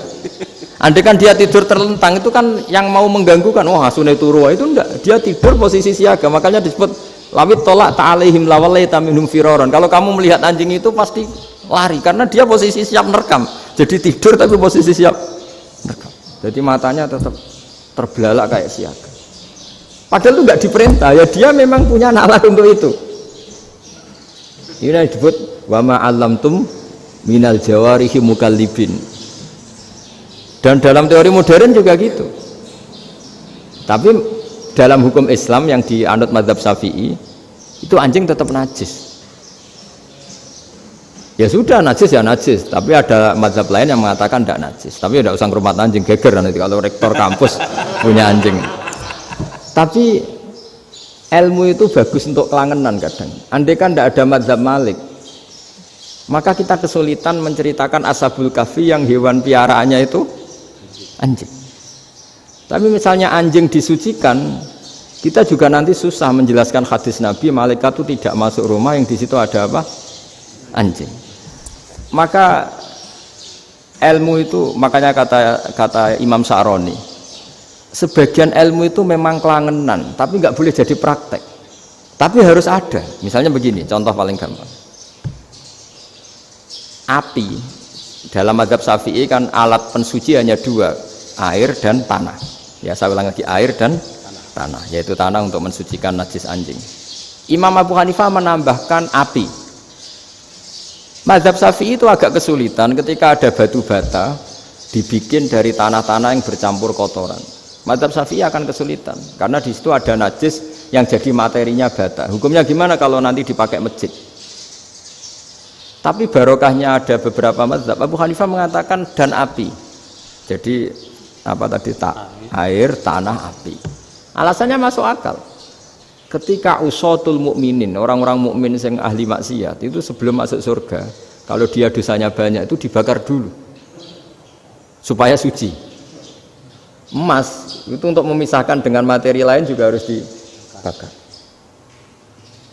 Berarti api termasuk alat. Artinya gini, batu bata yang materinya dari tadi najis sekalipun, ini menjadi suci karena mengalami pembakaran. Tapi kata Imam Sa'roni, ilmu ini hanya sebagai ilmu. Jangan sampai kalau kamu mau wudhu gak ada air terus membakar diri lah, ini ribet kan. Jadi ilmu itu sebagian memang untuk kelangenan. Karena kita butuh. Andai kan tidak ada mazhab Abu Hanifah, maka kita akan kesulitan pakai bata. Yang kita tahu cara bikinnya kadang di tempat yang kotor, di tempat yang najis. Tapi karena ini ngalami dibakar, maka hukumnya suci menurut mazhab Abu Hanifah. Dan itu sering ulama itu sampai apa? Saya punya kitab fikih namanya Fardul Masail. Pengandaian ada masalah. Jadi masalah itu belum terjadi tapi diandaikan. Misalnya kayak di Texas. Bumi itu bulat bola. Texas itu kalau dibor itu pas Ka'bah. Lalu kiblatnya di mana? Bumi ini kan hanya rubuk-rubuk seperempat. Yang ada arah itu seperempat. Tapi kalau Ka'bah itu sama Texas, atau Texas dengan Ka'bah itu lalu kiblatnya mana? Wong sudah bebas arah. Maka ilmu mengatakan mara'ahu muslimuna hasanan fawa indahu hasanun. Kamu jangan nuruti ilmu hakikat tapi nuruti mindset. Kalau mainstreamnya orang banyak seperti itu, mindsetnya orang sana misalnya Ka'bah sana ya ikut sana. Tapi ini tidak mewakili hakikat karena kalau yang 380 derajat itu kan terus ribet. Makanya ini kesulitan di bab-bab fikih. Ya saya ulang lagi, kesulitan di bab-bab fikih. Makanya fikih itu selalu bicara, misalnya gini, ada orang sholat. Saya ulang lagi. Setelah salam pertama dia kentut, itu sholatnya batal apa enggak? Itu lama berdebat. Yang dikatakan rukun sholat itu salam pertama, sehingga orang kalau sudah salam pertama, maka sudah keluar dari sholat. Maka kalau kentut gak apa-apa, wong yang keluar dari sholat itu salam pertama. Tapi lalu pertanyaannya, kenapa Nabi salam 2 kali? Lalu yang kedua gunanya apa? Ribet kan, partai ini kalah pasti kalau ditanya gitu. Tapi kalau ditanya dibalik, sholat itu satu ibadah yang dimulai dengan takbir, yang diakhiri dengan salam. Berarti salam pertama itu pengakhir apa nunggu salam kedua? Pertama, di semua ulama bilang salam pertama. Kalau salam pertama sudah pengakhir, berarti pembatalan setelah itu nggak punya efek, nggak punya akibat. Itu kan ribet. Debat fikih itu memang ribet. Fikih itu memang senam otak karena pertanyaannya mirip-mirip seperti itu. Nah, sampean milih mana? Milih salam pertama apa salam kedua? Pasti ulama milih salam pertama. Jadi anehnya fikih itu di situ. Misalnya orang mati, takbir itu berapa kali? 4 kali. Andai kan takbir 5 kali itu batal apa enggak? Satu ulama mengatakan 5 kali itu batal. Karena rukunnya sholat jenazah itu takbir 4 kali. Berhubung ini rukun, kalau nambahi ke-5 berarti menambahkan rukun. Kayak kamu sholat rukuk 2 kali kan batal. Sujud 3 kali batal karena menambahkan apa? Rukun. Berarti kalau takbir 5 kali batal. Tapi pertanyaannya, takbir itu adalah wiridan biasa, sehingga kalau ditambahkan nggak punya akibat batal. Jadi perdebatan ulama itu kadang ya lucu. Kayak kemarin Pak Haris pas pertama bertamu ke sini mau ngundang saya, tak ceritain. Dulu sholat jenazah itu pasti mayat di depan. Karena lazimnya sholat jenazah itu mayat di depan. Tapi mulai dulu ulama sudah berpendapat, andai kan jenazahnya di belakang pun tetap sah. Fa'innal janazah laisat bi imamin, karena jenazah itu tidak imam. Kenapa harus di depan? Oh, tidak imam kok harus di depan. Itu mulai dulu. Sehingga ketika Arab Saudi pernah mengalami tragedi, ada orang yang dibungkus kayak mayit, ternyata senjata. Setelah di dekat Ka'bah dipakai. Dulu tragedi tahun berapa itu? Pokoknya pernah ada tragedi itu. Semenjak itu Arab Saudi kalau ada orang mati tetap di kamar mayit, terus ada sholat jenazah. Padahal mayitnya di belakang yang jamaah. Jadi meskipun kita tidak akan bikin ajaran baru jenazah di belakang, ya tidak keren, kasihan kan, tetap biasanya di depan ya di depan. Tapi meskipun jenazah ini di depan, kita tetap berpendapat andai kan di belakang tetap sah, tapi nggak usah dipraktekkan. Nah pentingnya ilmu ini begini, saya misalnya di Rembang, boleh nggak nyolati ghaib jenazah yang di Surabaya? Boleh kan, padahal yang kita solati di belakang. Jadi ilmu itu penting, cocok tidak cocok, namanya ilmu itu penting. Terus ada gini lagi pertanyaan di fikih. Memang saya sengaja akan ngaji fikih. Kalau ngaji intelektualitas orang Muhammadiyah juara lah. Tapi ini ngaji fikih. Ada orang sarongnya itu pas sampai lutut. Kalau berdiri lututnya tertutup. Tapi nanti kalau ruku agak jengking lututnya terbuka. Itu batalnya nunggu ruku apa mulai takbir sudah batal? Padahal pasti nanti batal kalau rukuk ini. Itu ada ulama yang mengatakan, ya batalnya nunggu rukuk. Bagaimanapun terjadinya pembatalan waktu rukuk.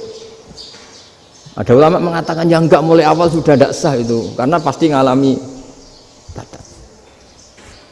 Nah, pertanyaan-pertanyaan seperti itu penting karena lalu Allah menilai apa? Ya nilai niatnya. Misalnya gini, kalau contoh itu mungkin Anda tidak tertarik, tapi contoh begini.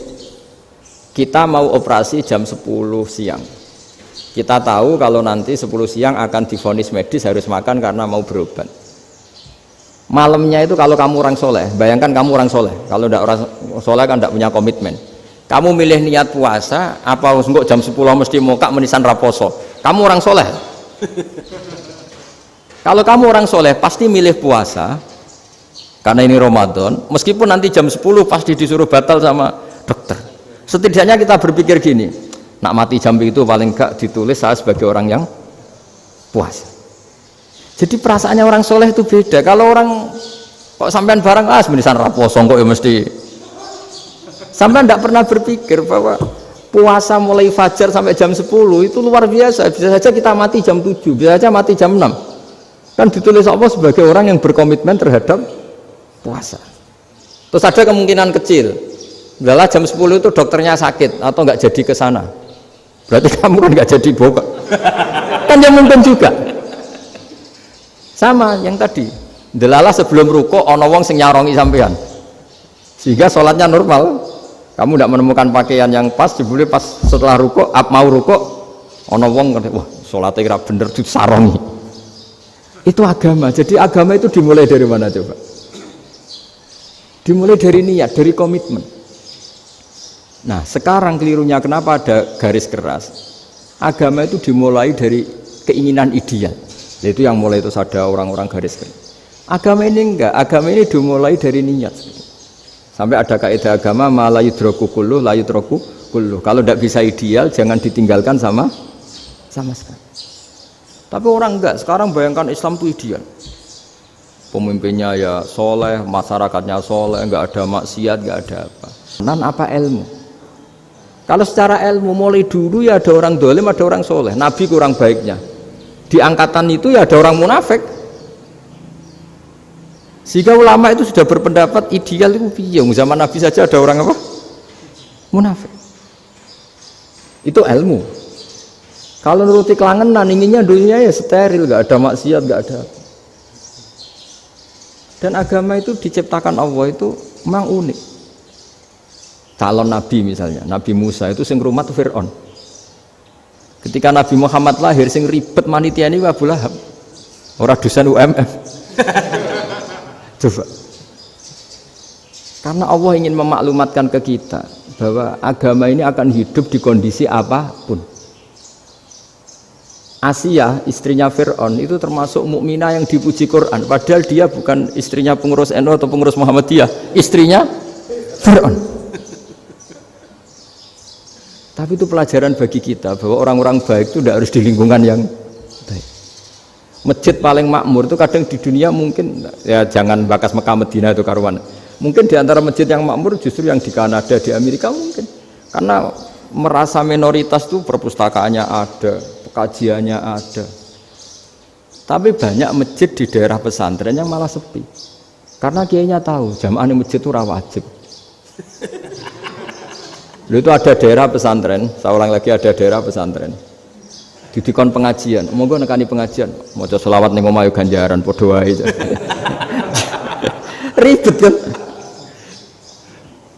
Mau dibantah itu benar, mau dibiarin merusak tatanan. Jadi saya mohon sekali ya, jadi ilmu itu diperbandingkan supaya perbedaan-perbedaan itu biasa. Dulu Imam Malik itu punya murid namanya Imam Syafi'i. Itu dalam banyak hal. Itu perbedaannya tajam sekali. Ya saya ulang lagi, dalam banyak hal itu perbedaannya tajam sekali. Misalnya begini. Ini terakhir percontohan saya fikih, nanti dikaji sendiri. Ada seorang A'rabi, Ja'a A'rabiyun. Ini di hadis sahih diulang-ulang di semua Al-Kutubus Sittah ada peristiwa ini. Ja'a A'rabiyun ila Rasulillah sallallahu alaihi wasallam faqala ya Rasulullah ahlaktu. Qala wa ma ahlakaka? Qala wa qatu imraati fi nahari Ramadan. Ya Rasulullah, saya ini orang yang rusak. Kenapa? Saya ini hubungan intim sama istri saya ketika masih siang Ramadan. Singkat cerita orang ini dihukum berat sama Nabi. Hukumannya adalah karena dia membatalkan puasa ketika dengan hubungan intim. Sama Nabi dihukum, kamu harus merdekakan budak. Wah, tidak mampu ya Rasulullah, saya tidak punya budak. Jadi ini bukti bahwa agama ini sangat sosial sehingga sebagian kafaroh harus memerdekakan budak. Kamu kalau gitu puasa 2 bulan. Yang baru puasa 2 hari aja kecelakaan malah disuruh puasa 2 bulan. Ya sudah, kamu ngasih makan 60 orang miskin. Saya ini orang paling miskin. Jadi sudah miskin agak hiper lah orang itu, poso-poso kok gitu. Itu kata ulama, kalau orang Jawa gak mungkin makanannya tempe mendoan, gak mungkin itu. Di Jawa itu gak mungkin lah ada orang batal puasa karena hubungan intim. Ada istrinya gak cantik, cerewet, sang lanang mangane mendoan, itu tidak mungkin, kecelakaan itu tidak mungkin. Tidak mungkin itu. Tapi kalau Arab mungkin karena makanannya daging. Singkat cerita, terus pertanyaannya gini, kalau batal biasa itu kan bayarnya puasa 1 hari. Kalau batal, tapi kalau batal pakai hubungan intim, pakai jima kalau dalam bahasa fikih, itu kafarohnya berat, yaitu merdekakan budak atau puasa 2 bulan berturut-turut. Pertanyaannya gini, jima istri itu boleh loh tidak zina. Saya ulangi, jima istri itu boleh loh tidak zina. Itu kan hukumannya berat. Nah terus Imam Malik berpikir kalau gitu tidak harus jima dong. Poso-poso, ora ana uzur, ora ana apa terus nyate. Esuk mangan bakso. Tanpa ada alasan syar'i. Hukumnya harus sama dong. Karena jima hukumnya boleh, berarti semua iftar, semua pembatalan puasa yang tidak ada uzur syara' maka hukumnya sama, yaitu sanksinya sama. Masuk akal enggak? Masuk akal dalam mazhab Imam Malik. Dalam mazhab Syafi'i enggak. Mulai dulu jima itu beda. Kayak mertamu nih gone wong, mangan nih oleh, tapi nak gue bojomu gue jima nih gue harus nemen ngawur ya lagi. Tetap beda dari Imam Syafi'i itu, pokoknya beda, jima sama makan itu beda. Lah ya terus setelah itu terus ada pertanyaan, bagaimana kalau makan dulu baru jima? Ribet kan? Makanya itu sampai dibabkan Kitabul Khilafil Fiqhi, bab merekayasa fikih. Makanya itu perdebatannya orang Hanafi sama Imam Syafi'i juga sama. Ada orang jam segini lapar sekali, kalau langsung makan kan kena sanksi. Ya pergi aja dulu, pura-pura ngaji ke Gus Bah gitu. Nanti kan jadi musafir kan. Wah itu sudah boleh itu kan. Padahal enggak. Memang dia pergi itu karena supaya bisa makan. Mau enggak kepikiran ngaji kok tahu-tahu ingin ngaji. Mumpung Ramadan nah. Nah makanya dibabkan. Apakah boleh merekayasa fikih? Tapi fikih bisa apa coba? Dengan status kamu musafir, ya memang boleh iftar, boleh berbuka. Lah itu terus jadi terus perdebatan ulama menyangkut fikih. Karena memang masalah furu'iyah. Sehingga termasuk perdebatan kita dalam perilaku. Misalnya adat orang NU kalau habis salam itu menghadap ke kiblat karena arah terbaik itu kiblat. Tapi sebagian orang Muhammadiyah atau mungkin semuanya menghadap ke makmum. Itu memang teks hadisnya itu kita yang meneliti hadis itu semua syarah itu berdebat. Nabi memuji kiblat itu arah terbaik, oke. Tapi di bab itu Nabi itu aqbala alaina, menghadap ke kita. Lalu pertanyaannya, kenapa menghadap ke kita? Ada mengatakan karena Nabi memang punya tradisi kadang ngendikan. Ya tentu dulu istilahnya tidak kultum, nggak ada istilah itu dulu, 7 menit itu nggak ada. Tapi ada ulama yang analisis begini, termasuk kitab Fathul Bari. Nabi itu tokoh sentral, taruh lagi Nabi itu tokoh sentral. Ini kata kitab Fathul Bari, bukan kata saya. Nah orang-orang yang imamu qaumi, orang-orang yang jadi imam di daerah masing-masing, tetap kalau sholat itu ikut Nabi. Ikut Nabi setelah salam langsung pulang. Jadi sebetulnya salam langsung pulang itu ada sejarahnya karena dia mau jadi imam di daerahnya. Nah, tidak kebayang kalau Nabi itu madhep kiblat. Kalau Nabi madhep kiblat, orang yang masbuk yang barusan datang pasti langsung usolli misalnya fardhu isya'i misalnya. Terus makmum Nabi, padahal Nabi sholatnya sudah selesai. Jadi intinya gini kata Fathul Bari. Imam setelah salam itu harus bikin gerakan atau omongan atau apa saja yang menunjukkan kalau sholatnya selesai. Di antara gerakan itu adalah beliau harus menghadap ke hadirin atau menghadap ke utara atau apa saja yang penting menunjukkan kalau sholat ini sudah selesai. Itu fikih. Jadi fikih itu cara menganalisis itu memang unik. Karena kalau Nabi tetap seperti itu, posisi pancet seperti itu, maka orang yang baru datang mengira Nabi masih sholat. Nah, pertanyaannya kalau mereka sudah takbir, malah sholatnya tidak sah. Kenapa tidak sah? Menggantungkan sholat atau mengikatkan sholatnya dengan orang yang sudah tidak sholat. Jadi menjadikan orang yang nggak sholat sebagai imamnya kan nggak boleh. Maka Nabi harus memaklumatkan dengan gerakan itu bahwa beliau sudah tidak sholat. Karena orang datang dari berbagai daerah. Jadi nganalisis fikih, fiqhul hadis namanya. Itu ulama itu mau tidak mau debat karena pertanyaannya itu kenapa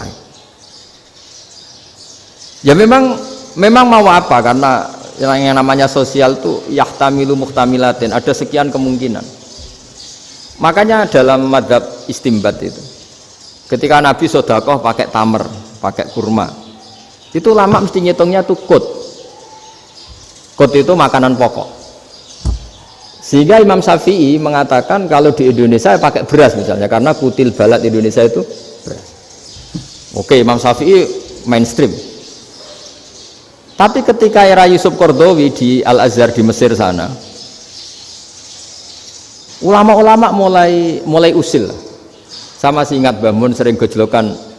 Lah iya, petani gabah, petani padi wis melarat wajib zakat. Petani cengkeh, kakao, suga-suga wajib zakat hanya karena yang ditanam tidak makanan pokok. Jadi mulai ada ulama mulai gerah lah kalau bahasa politiknya mulai gerah. Yang petani miskin gara-gara yang ditanam padi wajib zakat. Yang orang-orang di sana misalnya di Sulawesi karena tanamannya kakao atau cengkeh tidak wajib zakat karena bentuknya tidak makanan pokok. Geger kan di Al-Azhar geger. Akhirnya hampir semua ulama berpendapat ya sudah sekarang ketika Nabi menzakati makanan pokok itu jangan dihitung sebagai makanan pokok. Wa mimma akhrajna lakum minal ard. Apa saja, ma itu apa saja. Makanya kata Yusuf Qaradawi, ma itu apa saja. Makanya semua tanaman yang menghasilkan uang itu wajib zakat. Nah, masalahnya kitab-kitab Syafi'iyah itu sudah mamlu'ah, sudah penuh dengan penjelasan misalnya fala zakata fil khadrawat, maka enggak perlu zakat untuk kayak kangkung, semangka dan sebagainya. Nah, lalu kiai-kiai angkatan modern kayak Mbah Mun itu sering dapat masukan. Saya pernah dengar sendiri, Yai, saya ini punya sawah 1 hektar, tak tanamin padi, itu nggak pernah kaya saya. Sekarang tak tanamin kangkung malah saya kaya, karena tiap 3 hari panen tak kirim ke Jakarta. Itu orang Indramayu yang tanya. Jadi gak tanam padi gak pernah kaya, tanam kangkung kaya. Nah, karena dia orang soleh, kalau zakat boten. Mau diwajibkan zakat tidak makanan pokok, mau tidak wajib dia kaya. Semenjak itu perubahan di Indonesia ikut. Akhirnya ada zakat, pokoknya asal tanaman yang 1 nisab ya wajib zakat. Masih ada debat lagi. Ketika nanam ingin dipanen, itu dia petani apa pedagang? Karena nanti perdebatannya ikutnya zakat zuruk, zakat tanaman apa zakat pedagang. Kalau sampai nggak pernah debat berarti sebenarnya Anda tidak dosen Islam ini. Berusaha nggak pernah diskusi fikih apa Islam. Karena saya berkali-kali punya tamu itu begini, Gus saya ini pedagang melon, tapi dia penanam melon, jadi pedagang yang agak ingin badi banyak. Itu caranya gini Pak Rektor, saya misalnya pedagang melon, daripada saya kulak di pasar atau dari petani sudah mahal, nyewa tanah sekian hektar terus ditanami melon. Setelah berhasil, ini dia zakatnya tanaman apa zakat pedagang? Karena dia nanam itu mentalnya sudah pedagang. Padahal nanti zakatnya beda kan? Yang 1,2% yang 1 rubul usur sama nisul usur sama usur, 1/10 sama 1/20. Kalau zakatnya zuruk kan 1/10 atau 1/20. Yang 1 rubul usur, kira-kira 2,5. Saya ulang lagi ya. Jadi di era modern itu kita jadi bingung, pedagang tapi gayanya petani tapi hakikatnya.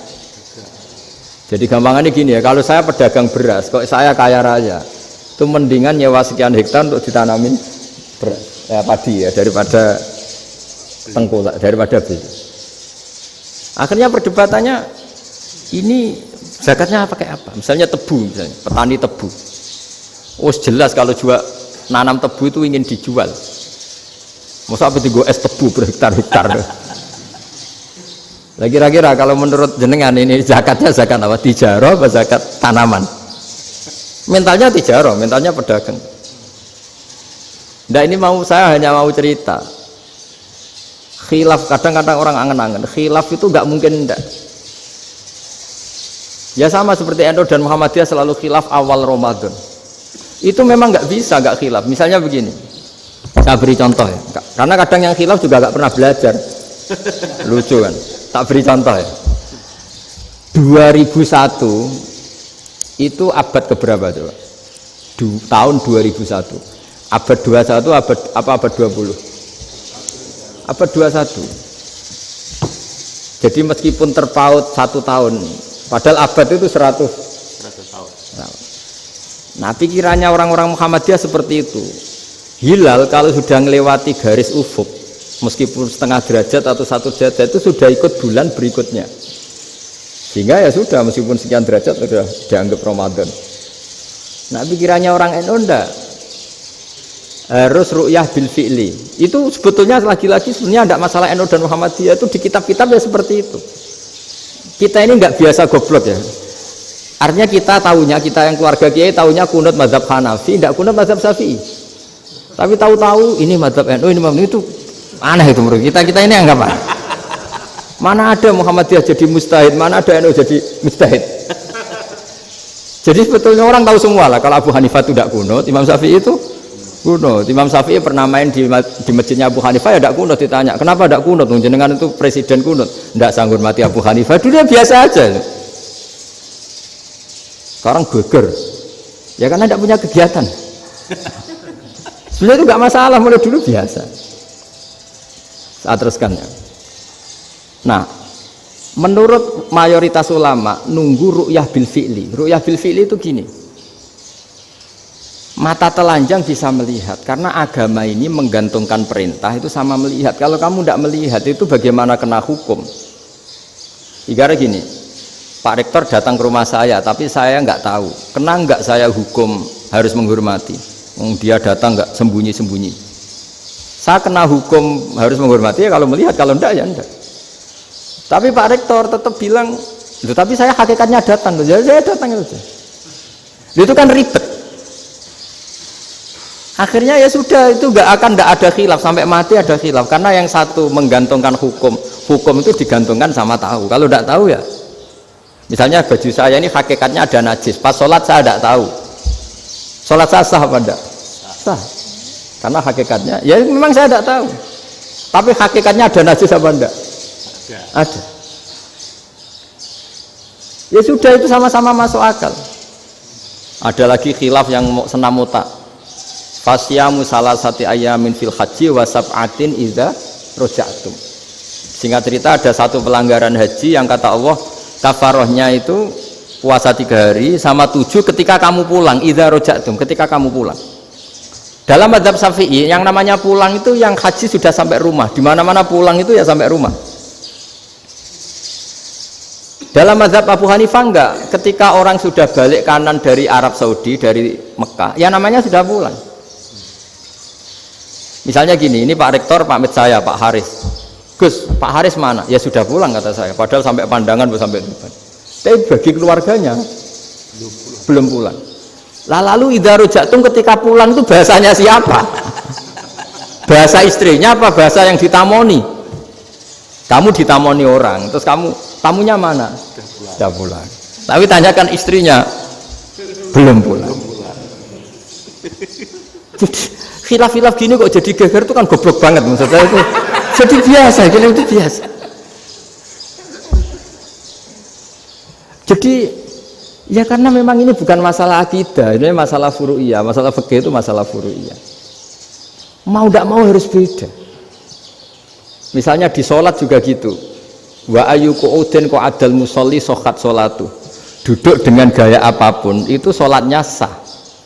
Sehingga sampean kalau haji atau umroh, orang Arab itu jenenge duduk ngenak awak di kursi.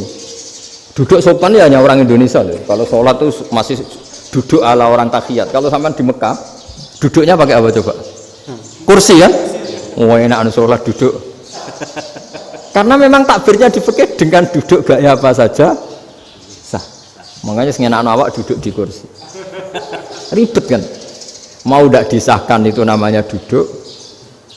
Mau disahkan masa iya soal Allah kok duduk santai-santai gitu. Tapi mau apa? Ini fikih. Ya sekarang lagi ini fikih. Fikih itu ya sudah ini fikih. Makanya kalau ulama berdebat misalnya Abu Hanifah berpendapat sholat itu wajib baca Fatihah apa asal Quran. Dalam mainstreamnya ya Fatihah karena la sholata liman lam yaqra bi Fatihatil kitab. Tapi cara Abu Hanifah enggak. Faqra'u ma tayassara minal Qur'an, bacalah apa saja yang mudah bagi kamu, asal itu Quran. Sementing gak gending Jawa, gak nyanyi lah gitu. Ya sudah, mau apa coba? Jadi ya susah memang kalau fikih itu ya sudah seperti itu. Ada lagi yang masih ekstrim misalnya. Yang namanya menyembelih hewan itu gimana coba? Dari hidup ke mati, apa pasti mati disembelih? Cara mazhab Imam Syafi'i yang namanya menyembelih itu penyembelian harus menjadi sebab kematian. Itu yang sah. Sekarang lagi penyembelian menjadi sebab kematian yang syar'i. Sehingga beliau mensyaratkan hewan yang disembelih ini masih punya hayatun mustaqirrah, punya kehidupan yang normal. Sehingga kalau nggak disembelih ya hidup. Sehingga kalau ada hewan ketabrak truk kejet-kejet mesti mati ini buat sembelih. Itu nggak sah karena nggak usah disembelih ya wes mati kan. Karena ini hanya nunggu koordinasi Israel kan, dia kejet-kejet itu kan prosedur itu. Tapi tidak disembelih pun mati. Tapi cara mazhab Malik enggak. Pokoknya anggere jek duwe nyawa jenenge kewan urip. Dengan kamu sembelih berarti matine mergo mbok sembelih. Meskipun nanti ya enggak usah disembelih ya mati. Coba hitung secara ilmu matematika. Kalau enggak disembelih hidupnya 5 menit. Gara-gara kamu sembelih hidupnya langsung mati. Terus dia matinya, cara di persidangan, matinya disebabkan apa? Disebabkan disembelih apa kecelakaan? Loh, ya debat kok kamu. Sama-sama UMM aja debat.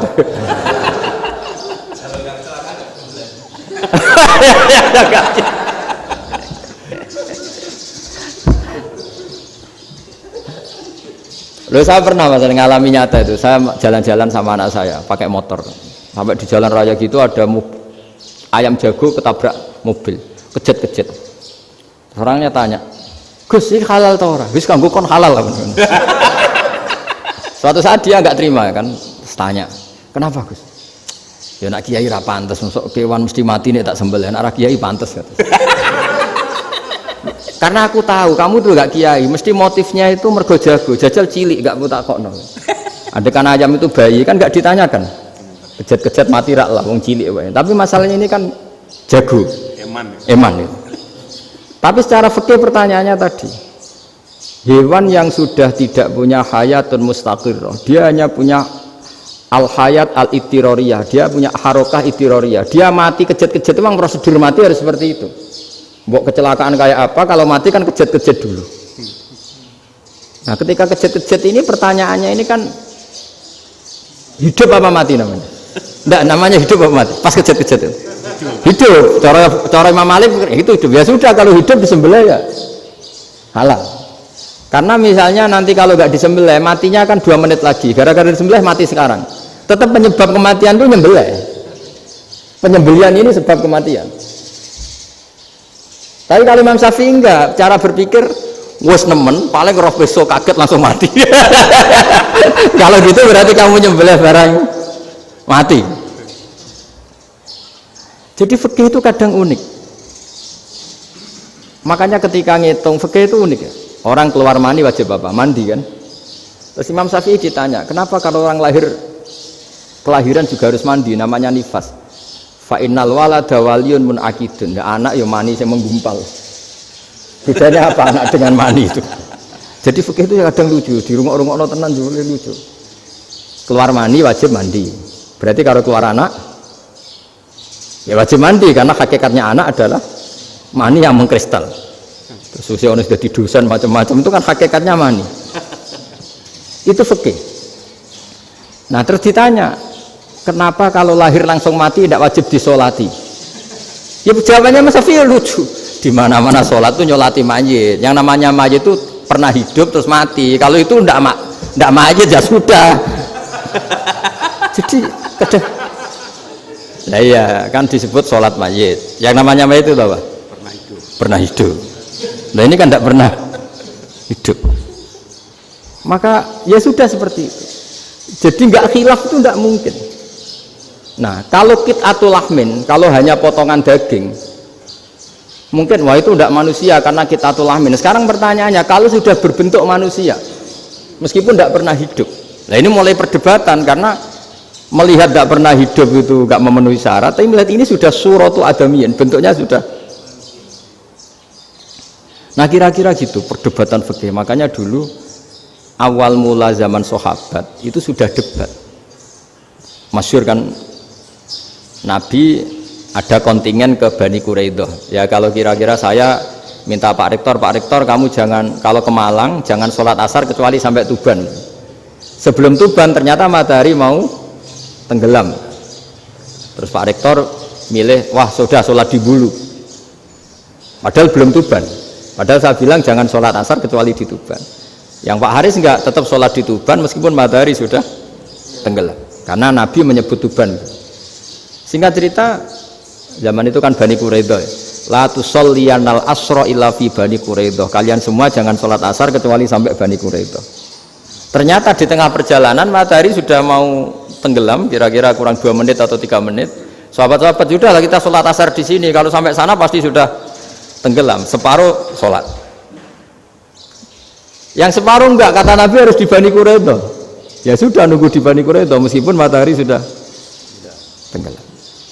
Sehingga cerita dua kelompok ini matur, ya Rasulullah kita ngalami ini perdebatan gini-gini. Di semua riwayat di hadis-hadis sahih disebut falam yu'annif wahidan minhuma. Nabi tidak menyalahkan salah satunya atau enggak menyalahkan dua-duanya. Itu bahasa Indonesia juga ribet, yang benar gimana itu? Enggak menyalahkan salah satunya, apa enggak menyalahkan dua-duanya? Gimana bahasa benernya? Salah satunya. Salah satunya itu dua-duanya? Ya. Enggak, kalau bahasa Indonesia tidak menyalahkan Kedua-duanya. Kedua-duanya apa salah satunya yang benar? Kedua-duanya. Kedua-duanya. Bahasa Indonesia itu ya kadang ruwet ya. Orang pinter kayak Pak Habibie itu namanya ya orang luar biasa. Nanti sekolahnya orang-orang idiot itu ya sekolahan luar biasa. Orang pinter banget bahasa Indonesianya ya luar biasa. Kalau sekolah untuk orang-orang yang idiot juga luar biasa. Jadi kalau dipuji luar biasa itu gak jelas ini luar biasa ya. Gak jelas kadang bahasa kita ini kadang ya gak jelas. Nah itu gak menyalahkan dua-duanya apa salah satunya?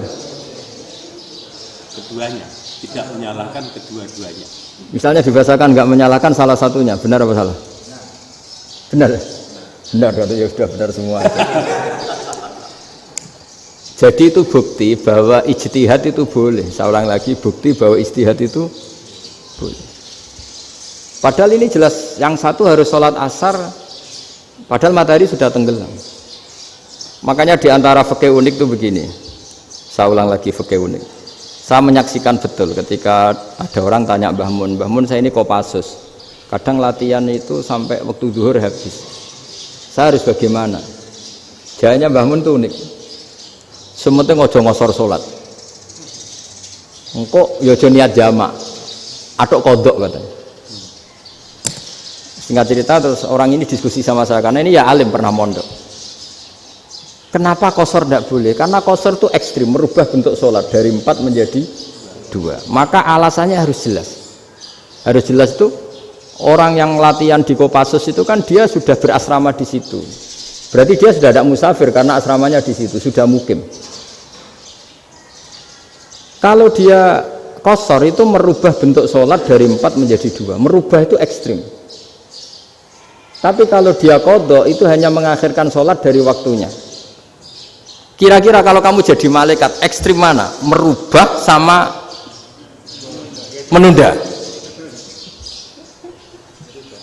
Ekstrim merubah kan? Karena 4 menjadi 2. Terus ojo jamak takdim tapi jamak takhir.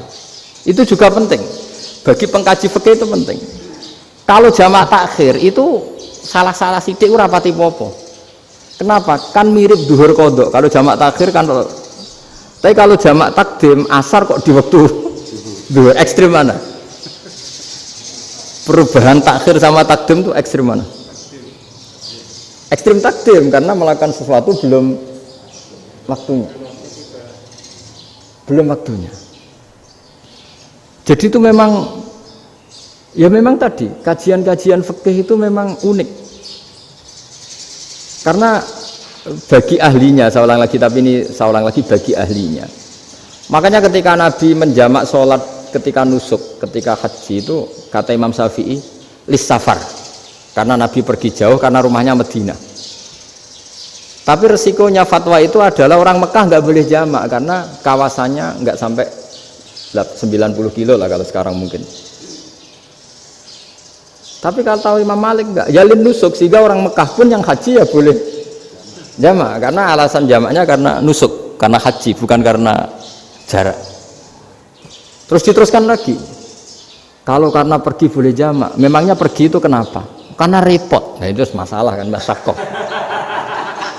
Nah, terus mulai ada orang-orang yang ngawur kan, resepsi jamak, ribet, wes resepsi duit utangan kan capek. Wah itu sudah jamak. Ribet kan. Jadi kalau sudah illatul hukmi itu sudah mesti bikin masalah. Kalau sudah illatul hukmi itu pasti bikin masalah. Nah, pertanyaannya, jamak itu masih gampang karena bentuknya sholat masih 4. Yang ekstrim kalau qasar karena bentuk sholat 4 menjadi 2. Maka kata Mbah Mun pesennya, nak kue ra mesti bener, jika alasan itu tidak mesti benarnya. Pokoknya sementing tidak qasar katanya.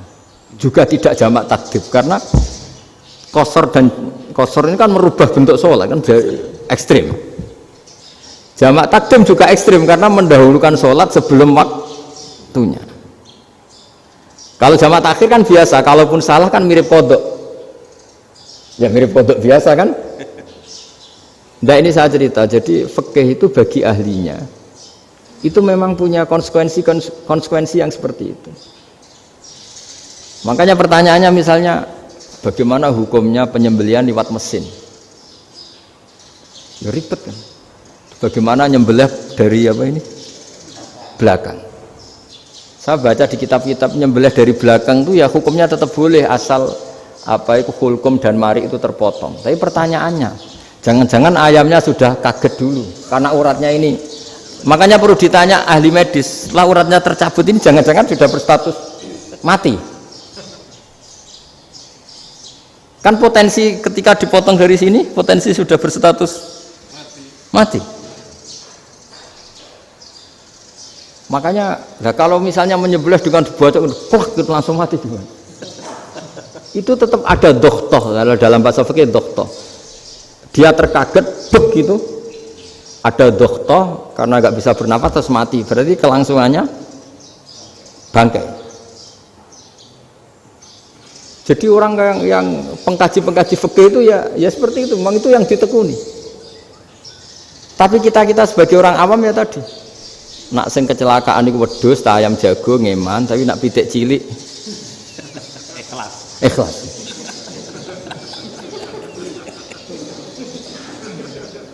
Makanya ada pertanyaan orang-orang, saya pernah ditanya itu ya bingung tenan. Gus, kalau ada orang mati oplosan misalnya, jenengan datang sholat enggak? Ya datang sholat kan, dia orang mukmin, saya tetap sholat. Kenapa aja? Ya kan matinya oplosan. Tapi andaikan tokoh yang mati, kamu sholat enggak? Ya sholat kan dia tokoh. Jadi ribet. Fikih itu ribet. Makanya Imam Nawawi nanti ngendikan gini. Ada orang ngundang Nabi, ya Rasulullah, saya mohon nyolati ini. Nabi tanya, punya utang enggak? Punya. Nabi, saya enggak mau nyolati mayit yang punya utang. Terus ada sahabat datang, ya Rasulullah, utang itu tak ambil alih kami. Berarti dia sudah tidak punya utang. Terus Nabi kerso nyolati. Pertanyaannya, utang itu hal yang boleh. Saya ulangi, utang itu hal yang boleh. Tapi kenapa Nabi se-ekstrim itu?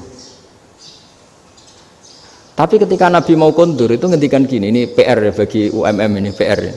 Nabi sebelum kondur bilang gini, sallu ala sahibikum. Jong saya tidak nyolati ini, tapi tolong ini disolati.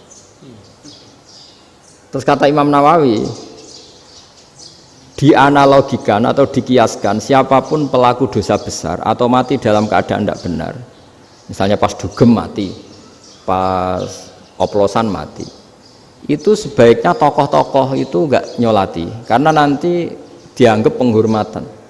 Misalnya ketua PP Muhammadiyah, rektor nyolati wong mati oplosan, kan keren. Mati oplosan disolati rektor.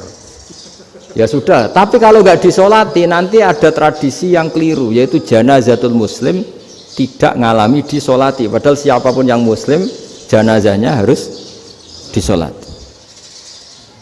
Makanya setengah-tengah ya rasa rektor lah, satpam pokoknya kudu tetap ada yang sholat gitu. Itu kata Imam Nawawi. Jadi ketika ada orang mati nggak benar, itu sebaiknya tokoh-tokohnya nggak ikut nyolati, tapi awamun nas, orang kebanyakan ikut sholat.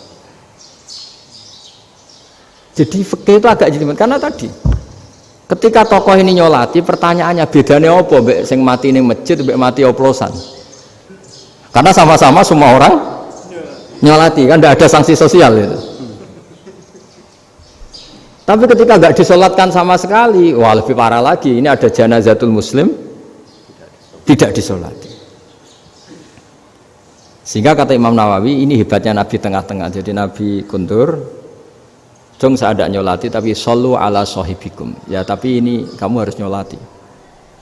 Kata Imam Nawawi, orang yang mati bunuh diri, orang yang mati oplosan, orang mati secara enggak benar itu asal dia muslim tetap wajib disolati, karena sholat ini hakul muslim. Kan seorang muslim diantara haknya apa? Ketika mati dikafani, dimandikan, disolati.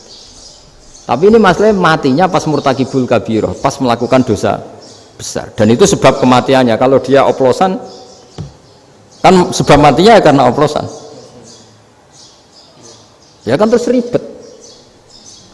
Mau disolati oleh, apalagi misalnya kita ketua ulama, punya terkenal wali, wah keren, mati oplosan itu disolati wali, kan ribet kan. Nanti yang repot malaikatnya. Itu ya, ini yang nggak kata bahaya. Saya pernah baca kitab itu yang repot malaikatnya. Itu ada yang bilang gini, orang yang punya hutang itu pasti nanti hisabnya berat, diaudit malaikat sampai bisa nyaur hutangnya. Sementara malaikat kena konstitusi, kalau Nabi mendoakan harus mustajab. Ini kan ada dua hukum yang berlawanan. Sekali Nabi berdoa, wa maghfir lahu warhamhu, itu harus dituruti malaikat. Nggak boleh doanya Nabi nggak dituruti malaikat. Sementara aturan Islam juga harus dituruti, bahwa orang yang punya utang harus tersandra oleh utangnya. Tapi nasi dunia Pak Haris kan, nggak TNO, nggak ngefek gitu. Jadi misalnya Pak Haris dulu sampai nangis semua maghfir lahu kan, nggak ngefek. Malaikat nggak itu, nggak sudah lah Ustaz. Tapi kalau Nabi yang berdoa kan harus dituruti. Ini masalahnya kan itu. Nah kalau diturutin berarti hutangnya harus bebas. Padahal secara aturan harus tersandra karena punya hutang. Nah, nanti sama kalau yang mati oplosan ini yang doain wali sampai Allah maghfir lahu, doanya wali kan harus terkabul. Sementara secara hukum dia harus kena sanksi karena oplosan tadi. Daripada ngerepot malaikat, sudahlah wali-wali ini tidak usah ikut nyolatin, yang nyolati ya orang-orang nggak jelas ini, sehingga kan malaikat kan santai aja kalau mau nyiksa. Loh tapi kan sudah didoain, gak ngefek. Doanya orang-orang nggak penting. Itu ada tuh di sarah Muslim itu, di sarah Muslim di bab ketika Nabi ngitikan babu qauli Rasulullah sallallahu alaihi wasallam sallu ala sahibikum. Jadi belajar fikih itu asiknya, karena tadi harus dipelajari. Kalau enggak ilmu ini hilang. Terus nanti takutnya lagi ilmu fikih itu direduksi sosial. Terus misalnya gini, pepe wong cilik wae kiai-kiai ra gelem nyolati. Orang melihatnya ini karena yang oplosan wong cilik om larat ra disolati. Jajal bupati ya disolati, mergo amplopnya gede-gede kan terus ruwet kalau dianalisis gitu kan ruwet. Makanya kenapa saya harus ngomong fikih supaya semuanya itu enggak didudukkan urusan sosial itu. Nah kalau semuanya didudukkan sosial kan sentimennya sentimen sosial, ribet. Padahal yang sering mati oplosan itu kan ngomong cilik gitu loh, karena tadi kalau wong sugih kan pakai whisky yang mahal yang insya Allah tidak mati kan gitu. Yang mati kan ya mergo pertos macam-macam itu kan. Artinya ini kalau nggak diterangkan secara fikih, kiai-kiai yang nggak datang dikira masalah sosial kan. PP salam tempel era gede terus nggak datang kan terus jadi ribet. Ya makanya ini lewat pengajian ini supaya sampean lebih tahu ya bahwa khazanah Islam ini kata beberapa ulama kafatal linnas, maknanya semuanya, sehingga Allah akan mentakdirkan kajian Islam akan ada di seluruh dunia. Jadi kenapa IAIN marak di Indonesia, UMM, Universitas NU banyak, karena agama ini kafatal linnas, tidak miliknya orang Arab tapi milik semua. Orang alimnya juga gitu. Ketika ada liga alim seluruh dunia, itu orang Indonesia, orang Afrika, ya selalu ada orang alim yang kelas dunia. Seperti dulu ada Imam Bukhari, itu as-sakhul kutub ba'da kitabillah. Kitab terbaik setelah Quran itu Bukhari. Padahal dikarang oleh orang Uzbek. Kata siapa? Islam As-Sobyan, ada orang Arab ngakui kalau kitab paling sahih itu Bukhari. Mekah Madinah pun ngakui kalau kitab paling sahih Bukhari. Padahal pengarangnya ada orang Arab. Orang mana? Uzbek. Imam Ghazali yang diakui seluruh dunia itu Atos itu ikut Persia, juga bukan orang Arab, Sibawai jadi orang Persia. Nah ini yang belum ada orang Malang ini, tinggal PR ini. Ya nyusul ya. Ya saya kira demikian. Assalamualaikum warahmatullahi wabarakatuh. Subhanallah wa bihamdihi adada khalqihi wa ridha nafsihi wa zinata arsyihi wa kalimatihi.